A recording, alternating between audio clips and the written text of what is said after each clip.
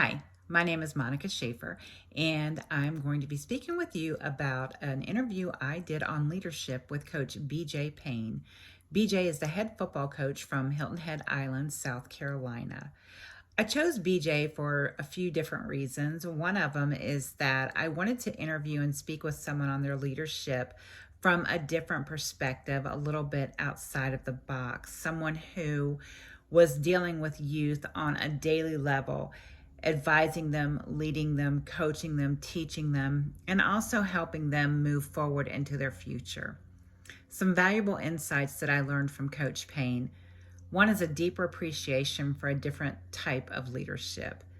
This is part of why I chose him and I stepped outside of the box of what the normal leadership is for youth because of the challenges that he deals with on a daily basis with the youth. Leadership is a high calling, and it involves responsibility for the growth, guidance, and influence of a group of people. Whether various settings such as sports, education, or community, it's all important and it needs to be noted. Another thing that I learned were his effective leadership traits. Effective leaders lead by example. They make strong decisions, they set goals, and they create visions. They also offer support. They also possess problem-solving skills, emotional intelligence, and they help other people reach their maximum potential. This is a large aspect of Coach Payne's position as a leader, is making sure that these youth are reaching their full potential. The traits that are used by a leader are also being taught. I learned that leadership is teaching and leadership can be learning as well. And that was something that Coach Payne made sure that I understood about his position as a leader. Trust and vulnerability. Building trust and earning trust and maintaining it are crucial components of leadership. In the leadership interview, we talked a lot about trust, especially the trust that's fundamental to exemplary leadership practices, as described by Kouzos and Posner. Another thing that we discussed was being there and delegation. Being present and available for those you lead is vital. But I also learned that being there can look different in various leadership situations. Delegation is essential when a physical presence isn't possible, and his physical presence isn't always possible, so he does rely heavily on his staff, and it was nice to hear the way that he does that. Community and fundraising is another part of his leadership that I found very insightful.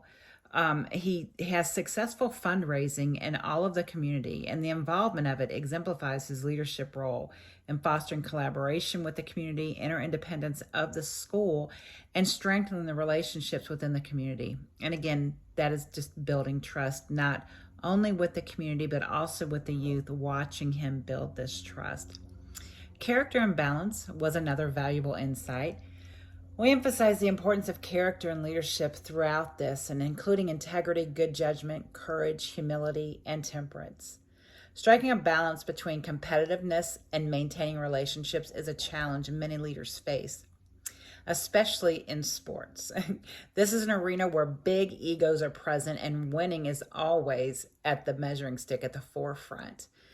And falling on the sword is not always the first thought, but this type of leadership must be taught and learned.